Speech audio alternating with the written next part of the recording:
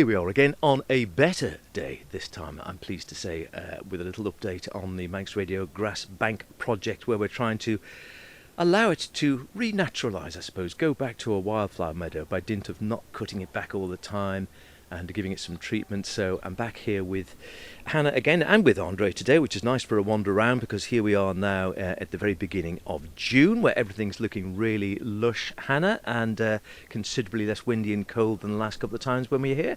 Yes, I think this is the least windy it's ever been while I've been here, which is saying something. But yeah, it's all looking great. It's all shot up, and there's some really nice spots of colour in it, and yeah, everything looks very green and lush. And more to the point, I think, because we did earlier in the year, you brought along some yellow rattle seeds, which you'd harvested from elsewhere, and we kept them in the drawer in the beginning. I can't remember now when we did it, because they need a bit of cold really to sort of get them going. So we came out on what turned out to be quite a windy day and put them around, basically trying to hoof them into the ground, making little holes, pushing them down, and hopefully a bit of water then, which did actually rain shortly afterwards. And then we haven't had a super cold winter, so I don't know whether that goes in their favour. However, we have seen at least one yellow rattle plant at the top there. Yeah, we've seen one. I mean, we sowed them back in September, I believe, and I was thinking of them over winter. I remember when it was snowing, and I was thinking, "Oh, yellow rattle, it's snowing! Come on, wake up!" But yeah, we found one so far. But I mean, it's worth saying that it's a relatively big space, and the grass is quite long, so I'm sure there could be more than one hiding in there somewhere. But yeah, one is what we've managed to find so far. Well, we'll keep wandering around. We've got Andree here as well, he's braving the shorts as well, which is a good man. So is Hannah, very brave. So projects like this, it's in a way, it's sort of more neglect and less sort of worrying about mowing all the time to actually start these things off, I guess. Oh, there's plenty to worry about, don't worry. So you're on the start of a journey rather than having achieved something. You've got to the point now where you've got the start of a meadow, and now you've got to worry about how to make it amazing. So loads to worry about, which species to put in, exactly when to cut it, when to not cut it, which bits to cut, which bits to not cut, what are the good things, what are the bad things. Loads to worry about, don't worry. He's inspired me with confidence. Okay, here we are in June then, so we're looking around. We've got a little bit of yellow rattle. You've been having a little bit of a pond around, so there's already, I mean, they've probably been here for a while, but a few things, obviously, things everyone would recognise. There's some docks nicking around, there's some thistles, there's some, I think, a bit of vetch, there's dandelions knocking around. Anything else of interest that's caught your eye, just a little paddle around? Yeah, so the most exciting thing you've got here is probably something that was already here, which was bird's foot trefoil. And that's one of those big engines of biodiversity, supports lots of insects. The most noticeable one is the common blue butterfly, which I can see two from here. So common blue butterfly uses bird's foot trefoil as the food plant, and it's a very beautiful golden yellow flower. From here I can see at least one oxeye daisy, and I can see some bladder campion, I can see knapweed. It's all still quite grassy, so the grass is definitely outnumbering the wildflowers, but what you want, you've got a lot of. There are a few things that you haven't got. So I'm not seeing any big meadow buttercups, and I'm not seeing red clover. Now, if we could get those two in, I think we'd be on a winner. So it's a case of trying to, over a period of time, it's a long game. It's not something that's going to happen over a matter of weeks and months. We're talking about, a year, 2 years, 3 years, and it's a case of trying to weaken the grass and allow some of the wildflowers to come through. Absolutely. At the moment, the grass is still quite vigorous, but a few times of cutting and collecting the hay, taking the hay off, that will reduce the kind of critical fertility of the site. And as the fertility comes down, the grass weakens, and when the grass weakens, that's when the wildflowers will start seeding themselves around, and kind of the whole thing takes care of itself, and you have to stop worrying at that point because you've achieved something. I'll try not to worry too much. And now, I was just mentioning before when we came out here on the back of Manx Radio, and I'm sure a lot of other sites people might be doing this, there's a good sort of swathe of thistles over the far side. Now, they can be problematic. Are they the sort of thing you should just think, well, just leave them, or is it better to try and cut them down again before they've flowered? So thistles are a mixed bag. One is they're really unpleasant to walk through, and if you've got a meadow in a garden, I think one of the things about a garden meadow would be enjoyable. You want it to be enjoyable to walk through, and I guess thistles aren't.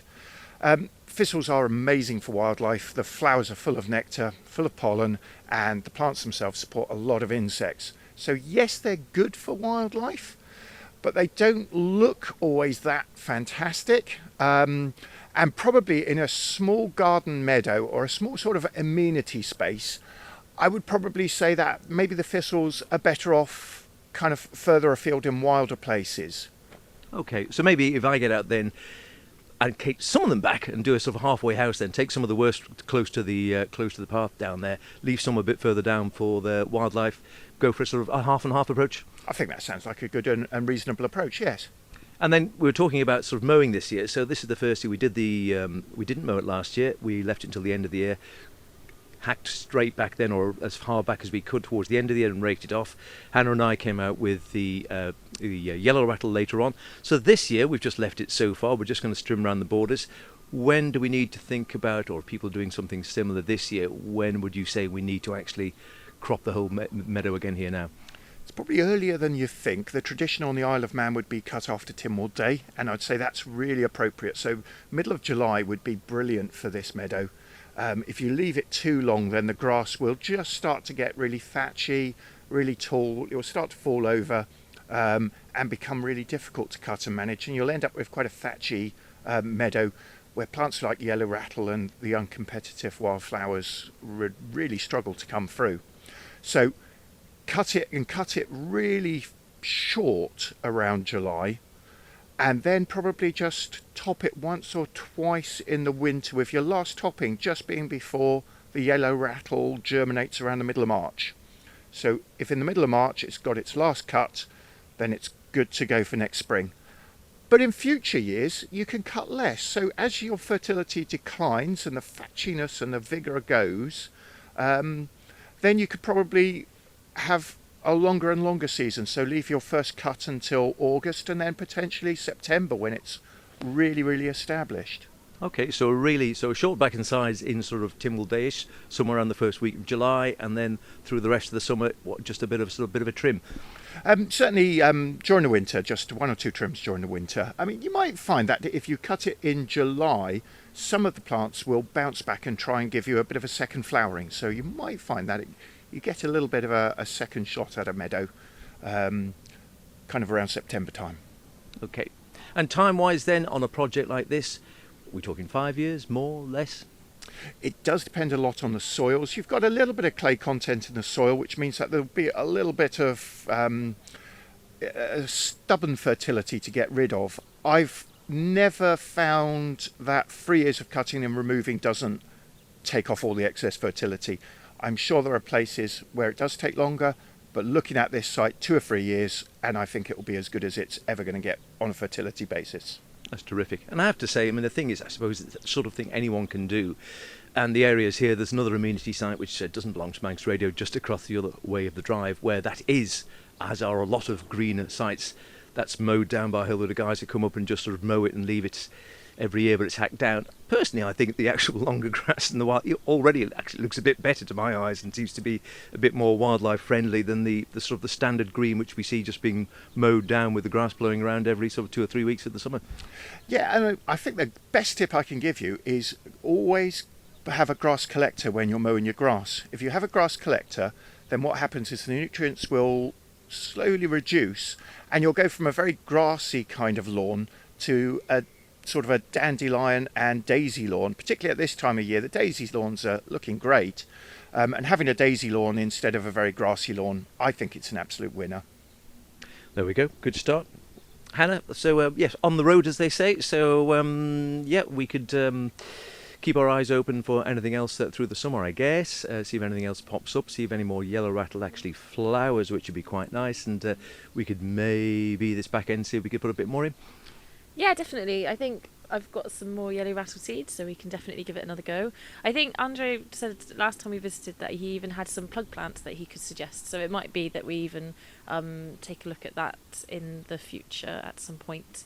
But I think, yeah, keeping an eye on it, I could come back after you've cut it to see if anything does have that sort of that second flowering, and yeah, just keep an eye on it and see how it goes.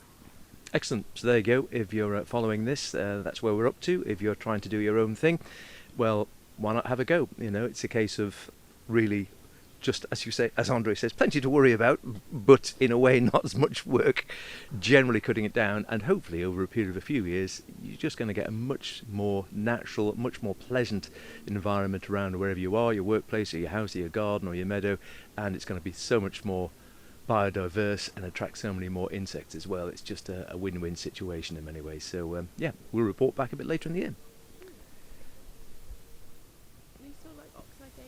Seek and ye shall find, as they say. And so after we had a little chat there, looking at the grass bank and the project and have a little paddle round, we spent a few more minutes going down, and Hannah, we actually, our efforts weren't in vain, it seems, because there was more yellow rattle. We found loads. Yay! Which was terrific. So there was little clumps. There was a clump definitely which we would have planted in the middle. There was 6 or 7 or 8 plants. Andree paddled round again, and just above where we're standing now, there's a little bit in flower, the one bit which is in flower at the moment, and where we're standing right down at our feet as we were just heading back to the cars, we found another little plant just down here of yellow rattle areas, which I think, you know what, I certainly didn't plant down here. I don't know whether you did. That might be one of the seeds that blew in the wind and just got lodged under a stone, and as is often the case in nature, you know, it'll find a way. And so here's one right next to the path in the most stony, scrabbly soil you can imagine. You wouldn't think anything of growing it, but there it is, and with a flower bud on. So fingers crossed we'll allow it to flower, hopefully get more seeds, and it'll hopefully come and parasitise more of the grass there and do its bit, hopefully, over the years. So yeah, we didn't do our work in vain on that windy day. Marvellous. No, we didn't. Hooray! Great.